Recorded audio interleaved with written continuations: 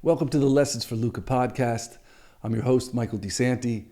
I'm the author of New Man Emerging, transformational trainer and coach, and most importantly, I'm Luca's dad.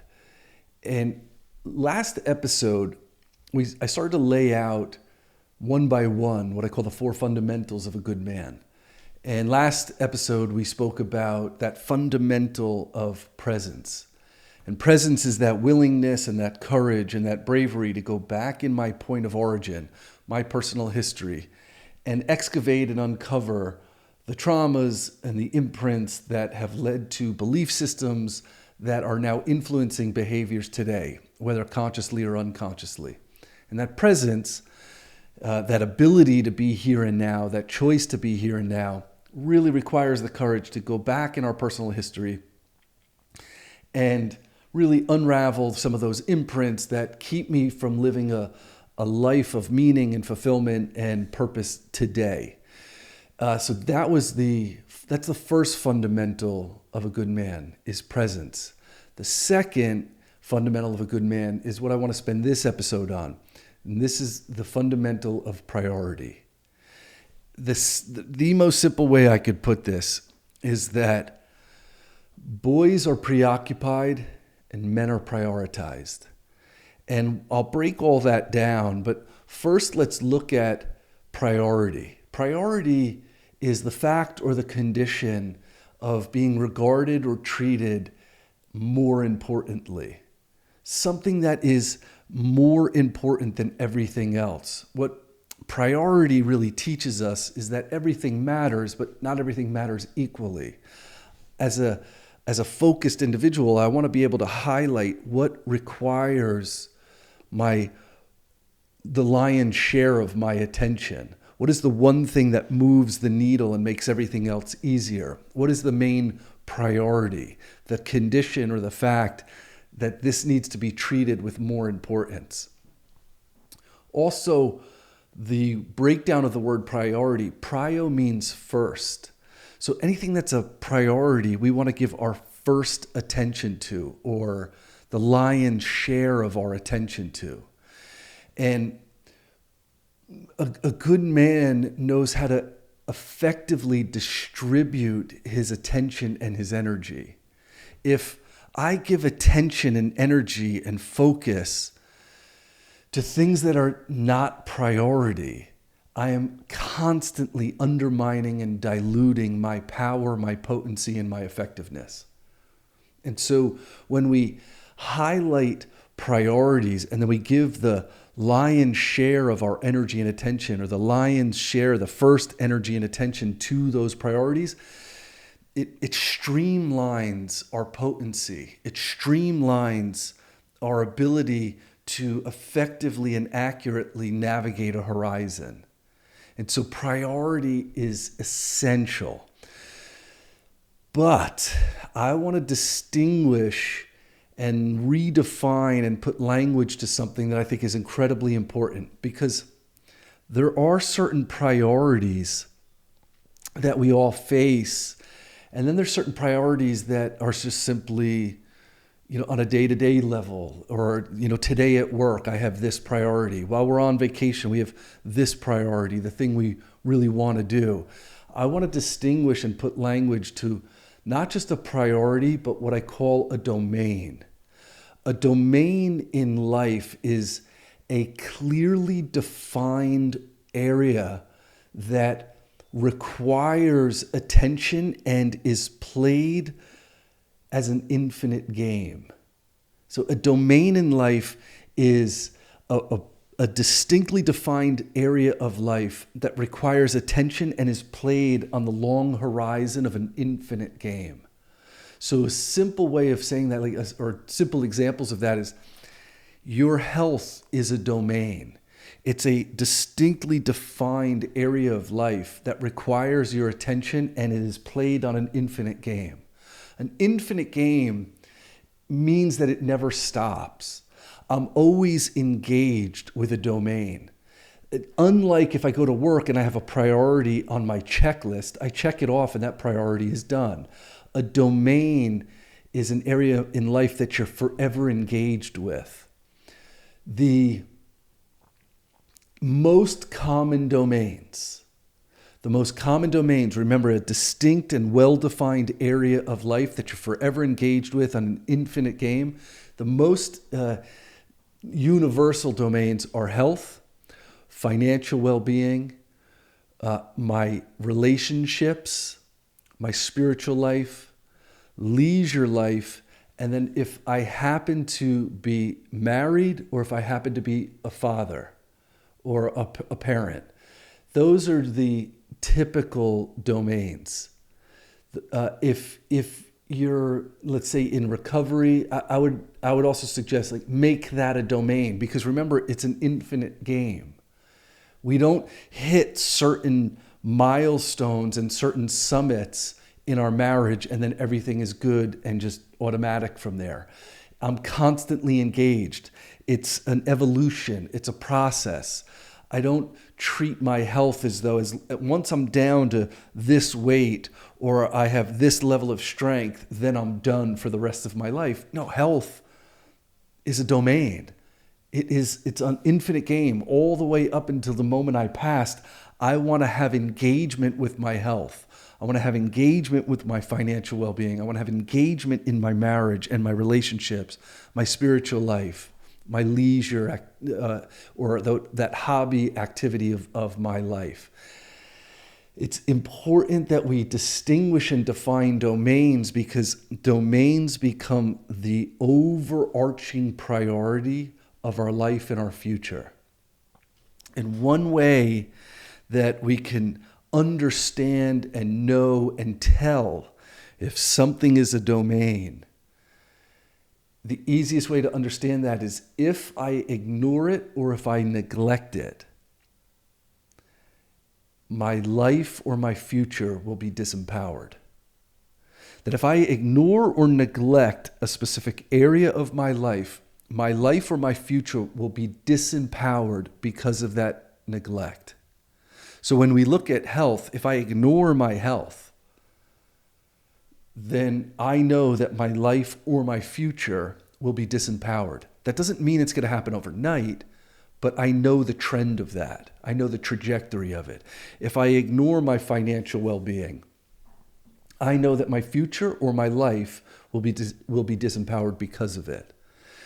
And so what domains really call forth from us is the ability and the exercising of harmony. That to be harmonious in all my domains really moves me from the field of being one-dimensional to being dynamic. That I can be the kind of man that can harmonize all of my domains, that they all get that prio attention. They all get that specific attention. They all get that much needed attention, but it's harmonized. What we have, the paradigm that I think we've come from historically is that men could really get away with being one-dimensional. That as long as I make money, as long as I earn, then that'll fill up all the other cups and buckets of the other areas of life. That as long as I'm successful, as long as I'm wealthy, that'll handle everything. And we've proven over and over again that is simply not the case. My financial well-being is simply one domain of my life. But my financial well-being, my success well-being, my success domain or my financial or wealth domain does not fix my relationship with my children. It doesn't fix a strained relationship with my wife or with others. It doesn't fix my health. As a matter of fact, we've watched the contrary happen over and over again. That we have been so willing, in order to chase this one domain or success in one domain, that we've actually sacrificed time and love and attention with our families, time and love and attention with our health or with relationships or even with our leisure life, only to simply become one-dimensional and successful in one domain. I think that the call for men in this day and age is to be prioritized and to be dynamic in prioritizing. That I could be the kind of man that provides for my family and is financially sound and financially literate and still be present as a husband and a father, and still prioritize my health and well-being, that I still prioritize my fitness and my nutrition and my mental health and my emotional health, and that I have relationships that fill me up, that are sustainable, that are really cohesive to growth. That I could be that kind of man that has all of those domains and is still grounded in my spiritual practice, that still takes breaks and enjoys life, that I generate experiences with myself and with my family and with my friends, that I'm not just simply all work and no play. That one-dimensionality, I think, has historically created such a pressure on men that we didn't really understand how to build those outlets through deep and meaningful and enriching relationships, or developing the emotional and physical and communicational boundaries of how to turn off work and rest and recharge and develop experiences in life that enrich our life, so that I do want to work more effectively and harder and provide more and more and better for my family. We've never really been given any kind of blueprint that would allow that dynamicness to be part of the landscape and the environment in which we are operating in. I know so many men that have sacrificed their health and their marriages and their time with their children only to hit a certain success field and then look back and say, like, what was that for? I missed it all. And that's a huge invitation that I want to really present and invite and offer to men today, that our power is being dynamic. It doesn't mean ignore your financial well-being. It means put it in the proper focus. It doesn't ever mean ignore your health or your family life, your marriage. It means put it into focus, and that we have this opportunity. We have this opportunity to be dynamic. We have this opportunity to really be effective with our attention and with our energy, and really live meaningful and fulfilling lives. But it requires that we actually break down and distinguish those areas of life that we play on as an infinite game. We play on a long horizon. So briefly, I want to again break down those domains. The first, most obvious and most universal, is our health. Our health is a domain. It requires attention, and it's played as an infinite game. It evolves, it grows. My health in my 20s and now in my 40s has evolved. What I prioritize, what I value, where I may have, lived a good portion of my 20s and 30s underneath, squat racks and lifting barbells. Like, a little bit of that has evolved now as a dad, where it's like energy and vitality and waking up pain-free, engaging with my son, being on the floor with him. That's now the main value and the main priority. I understand and assume also that the trajectory of that is going to change in my 50s and in my 60s and in my 70s, but I'll never let it go. I'll never let the focused attention of my health domain go. May it evolve, of course, as I get older. I want to look at my health domain not as some summit or some pinnacle that I hit, and then now I can just back off and take my foot off the gas. I am constantly searching, how can I improve this domain of my life? How can I give it extra attention? Because that is one of the greatest senses of wealth as we get older, is our energy, our health, our vitality. Ask anyone on their deathbed, they would do so many things and give up so many things just to get their health back. And so that is a huge, huge domain. It is also, again, it leads to that dynamicness that I don't need to be one-dimensional, and then I can excuse letting my health go because I have hit some status of wealth. I want to make sure that my health domain, my health priority comes with me in all the evolutions of my life and is a huge part of all my other domains. Second domain is our financial domain. This is our wealth domain, our financial domain, our success domain, our career domain. It's essential. It is a domain, remember, it comes with us, it evolves with us over the course of our life. Developing a financial literacy and groundedness, understanding the focuses and energy of prosperity is essential to being a good man. It's essential to providing for our families. It's essential to giving us freedom and agency to contribute and support others. It's also gives us agency to generate experiences in our life. It gives us agency to, again, like I said, help and support others. But it's a vehicle for freedom. It's a vehicle for growth. Too many of us in general are not developing a sound financial practice. And it's disempowering our life and it's disempowering our future. I say this very sensitively because how can we be proficient at something we've never really been taught?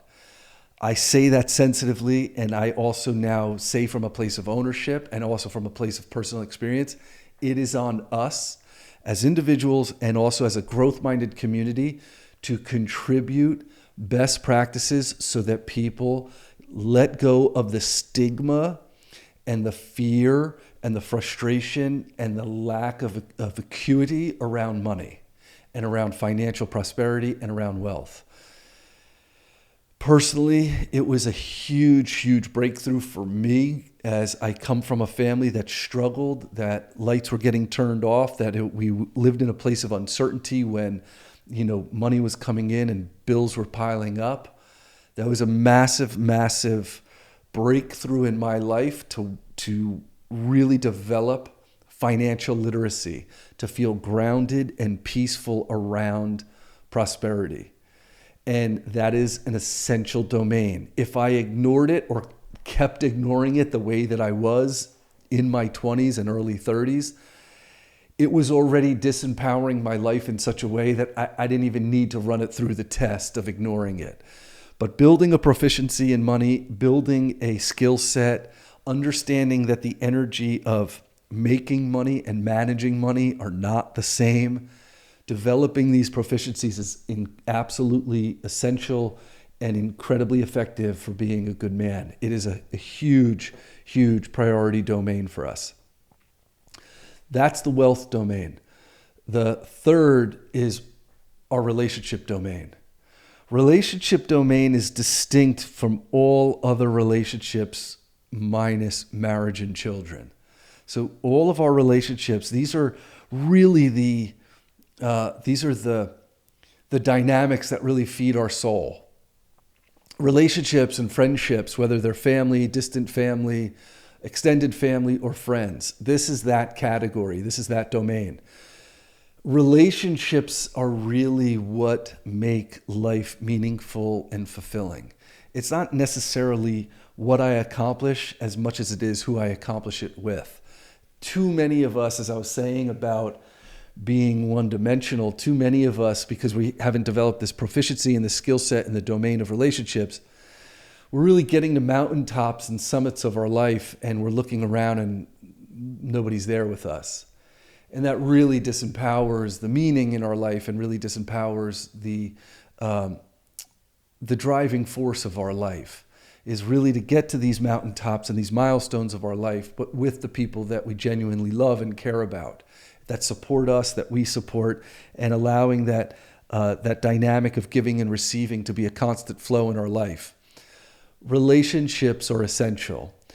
I always think of the importance of relationships as it's even stated in Maslow's hierarchy of needs. Like at the baseline, it's our basic needs of food and shelter And somewhere above that, north of that, is relationships. And I think that another perspective of that is I've never known anyone that committed suicide because they were hungry, but I do know a lot of people that have committed suicide because they were lonely. And I think that reprioritizes and re-perspectives the importance of relationships. And as we go forward in this technological age, like we're a culture that is getting more and more isolated, and we must consciously intervene in that, because we could have greater access to information and even to people across the globe. But if I'm not present with the people that are in front of me and vice versa, there's going to be a part of my inner spirit that decays and atrophies. And I want to make sure that those relationships are nurtured. I want to make sure that those relationships are fed. I want to make sure that I am cleaning up anything that needs to be cleaned up in those relationships that I value. That domain is absolutely essential. And I think it's probably the domain that is most underfocused on, is those relationships domain, that relationship domain. I think we have an ability to put our heads down and achieve, but it's who we journey with that actually gives life its deeper meaning. So that's the relationship domain. The next domain is our spiritual domain. Now, the spiritual domain, I want to emphasize and be very, very clear that I'm not here to tell you what or how to worship. That's part of your personal journey. That's part of your growth and the way that you connect with the divine. That's the spiritual domain. The spiritual domain is simply your personal way of how you connect with a higher sense of self, divinity, or a greater sense of purpose. That's it. The spiritual domain is essential because it feeds a part of us that really taps into and re-perspectives what I call our everyday concerns. If my everyday concern is just simply to get fed today, then I'm really just operating as an animal or robotically. To give my life a deeper sense of meaning and of purpose, I want to connect with something that is grander than just my everyday concerns, than just the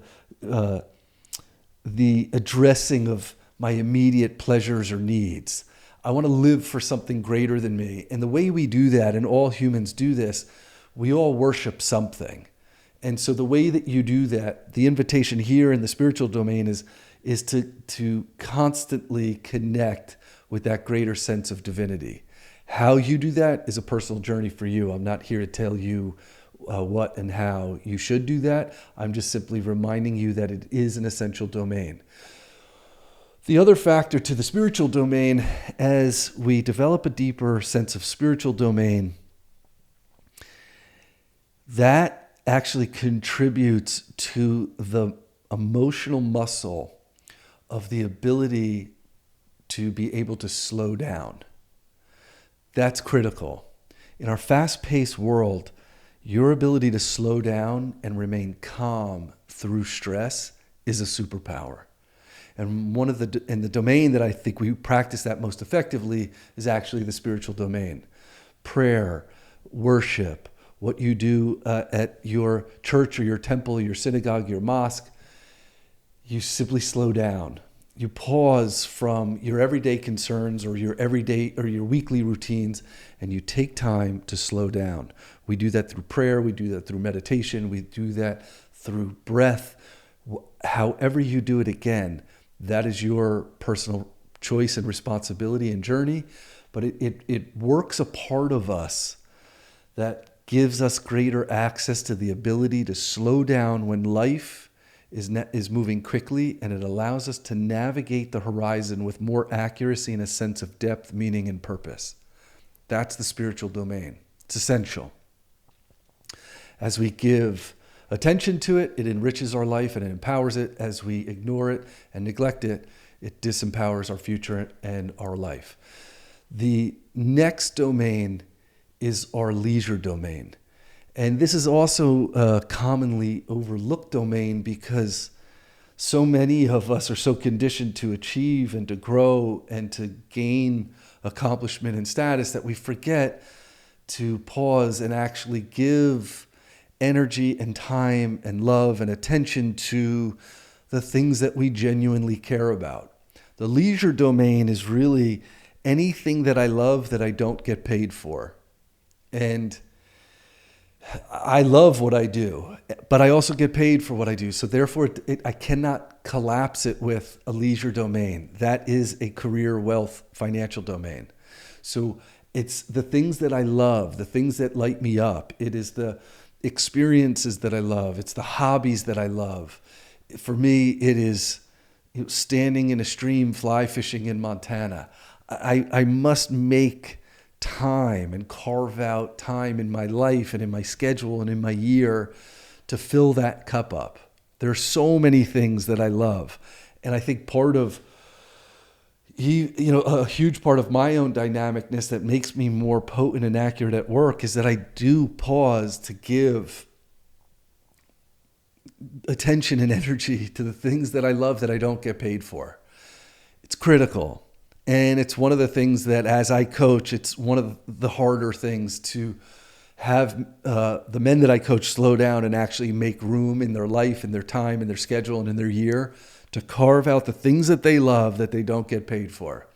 But it's the old axiom, all work and no play makes Johnny a dull boy. It's an axiom and it's a cliche and it's lasted so long for a reason.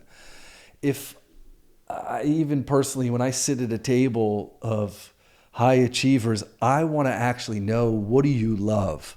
What do you do outside of work? What do you do that lights you up? I want to know that because it adds to our dynamicness. And that's part of that leisure domain. What are the things that you love that you don't get paid for? Are you carving out time? Are you carving out your schedule so that those things get fed? Those things make us better workers, make us better fathers, make us better husbands because they fill our cup. They give us more patience. They give us a deeper sense of experience. They give us a deeper sense of mastery. It's essential, and it is a very, very overlooked domain. The next two domains are optional. You're not forced to get married. You're not forced to have children. If you choose to be married, if you choose to have children, those are domains. Your marriage must be a distinct domain from every other from every other relationship. I cannot collapse and enmesh my relationship with my wife with anyone else. My wife gets a very particular love and attention, a very particular focus, a very particular energy from me, and she will only get it from me, and I will only give it to her. It must stand on its own. It must be unique, and it must be distinct. It is critical if that my wife or that our partners, our spouses, however that looks for you, that they get a unique, distinct energy from you. If that is all enmeshed and collapsed together, I'll actually disempower my relationship. I will disempower my marriage. It is essential and critical that my wife stands on her own in my life from every other relationship. Critical. Final domain is fatherhood or parenthood or motherhood, whoever's listening. It's critical as a domain because I cannot collapse my financial domain as I'm just this provider, and that one domain should handle fatherhood because it won't and it never will. I cannot substitute being accomplished or wealthy or prosperous for being present and in proximity of my son over and over and over again. It does not exclude me from being emotionally absent. It does not exclude me from being physically absent. I have no excuse if I am not present in this domain as a father. It will disempower not only my life and future, but my son's life and future. It is an essential domain. I cannot stress that enough. All these other domains, I can achieve or accomplish X, Y, or Z. None of it will ever make up, substitute, or even matter to my son as he's growing and developing his worldview at the earliest stage of his life. My son does not care about my career. My son does not care about my or our wealth. My son cares that I'm with him in the room, on the floor, engaged and present with him. That's it. And that's the way it will be as he builds his worldview in the early stage of his life. That must be a distinct and critical domain as fathers. I also want to distinguish in this domain that if you're married or you have a partnership with someone and have a child, that I always break it down that there's 3 buckets here in this domain. I am a husband first, I'm a parent with my wife, and I'm a father, that simply with my son. The husband domain is my wife and I alone. I still must feed that. The parent domain is the dynamic of my wife and my son and me together. There's certain communication, there's certain agreements, there's certain values that we have as parents that together we pass on as in that dynamic. And then there is my son and his father alone. Certain examples and certain standards that my son will only be able to match and mirror from his father. So I must treat that one dynamic as its own dynamic. Alone time with my son, present time with my son, special time with my son, special time as a family, as a parent, as a dynamic, and then also special prioritized time with just my wife and I. We've got to distinguish that. So often, especially in early parenthood, we will tell our partners what great parents they are or what great fathers they are or what great mothers they are, but really what they're craving is just simply alone time with their spouse. We've got to feed that and fill that cup too. It's critical. When I really crave some alone time with my wife and she tells me what a great father I am, I love it. I love hearing it, but I also have this distinct need and desire to keep filling all 3 of these cups. The cup as a husband, the cup as a parent, and the cup as a father. So I want to give that distinction as well, because that one domain as a father is critical and often very collapsed and blended together, and people don't understand why they're getting frustrated, especially parents and early parents, young parents, because those are actually 3 distinct energies. So those are our main domains. But I want you to examine yourself and anything that you realize in your life that requires an infinite game, that requires an infinite playing field, that's a domain to you. So whatever that is, if that's sobriety or something that is so special to you, it will be in your life forever as this evolution of mastery, that's a domain. It requires that we play it on an infinite field. I never look at, I'll get to some point of fatherhood and then I'm done. I'll get to some point in my financial domain and then I'm done. I'll get to some point in marriage and then everything is just, we hit this summit, we hit this peak, and now everything is done. A domain is a constant evolution. It's a constant growth system that requires that we look at it from an infinite game, that we look at it with an infinite horizon, and that we look at it in a place, in a space of abundance. That I don't just get to some pinnacle and therefore now it's over. Those domains really also tying together what we spoke about in the last episode of presence. Domains start to become arenas. And those arenas really start to become, what I say by arena, what I mean by arena is that this domain is, in this season of my life, is where I'm doing some deeper work. Maybe that domain in this season of life, that arena is your marriage, that you're working through some old patterns, some old belief systems around being good enough or around abandonment or around certain fears. Like I'm now using this domain of marriage, I'm using that as an arena. Or, I'm using the domain of finances right now as the arena for developing self-esteem and prosperity and discipline.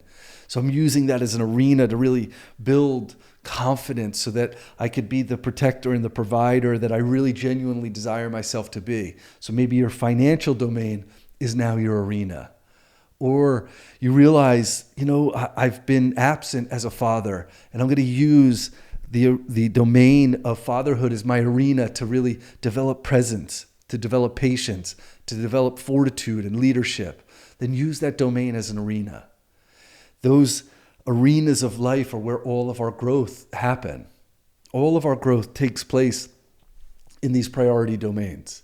And that's why it's a fundamental of being a good man, that I have distinction of domain, that I have distinction of priority, that I have distinction of focused attention.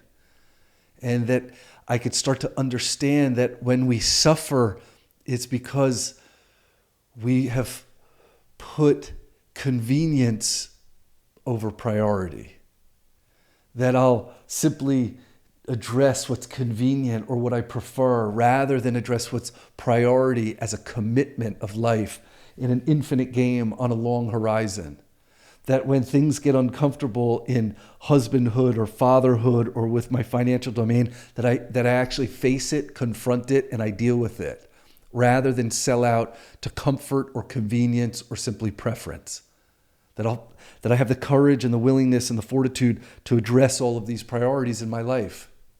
That I, again, go back to the way that I described it, like boys are preoccupied, men are prioritized. That we're not distracted by shiny objects, that we're not seduced by fancy things, that the lion's share of my attention goes to my domains because they deserve all of that love and attention. Because as I give that energy, it empowers my life, it empowers my family's life, it empowers our future. We suffer when priority gets replaced with convenience and preference and comfort. And we become polished and effective and potent when my energy goes to what matters most. And that's why priority is a fundamental of being a good man. That it invites the dynamicness of me to live and be prosperous and provide while also be engaged in experiences, present with our children, the husbands that we desire to be, having optimized health, having a deep, meaningful spiritual life, and having connections that enrich us.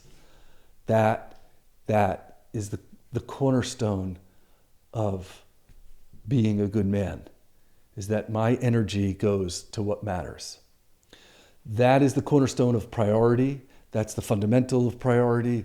Next episode, we'll go into the third fundamental of a good man, which is our philosophy. And so thank you again for being on this journey with me. I hope that you're finding and creating value for yourself by coming along with me on this. Have a blessed and powerful week, and I'll see you on the next episode.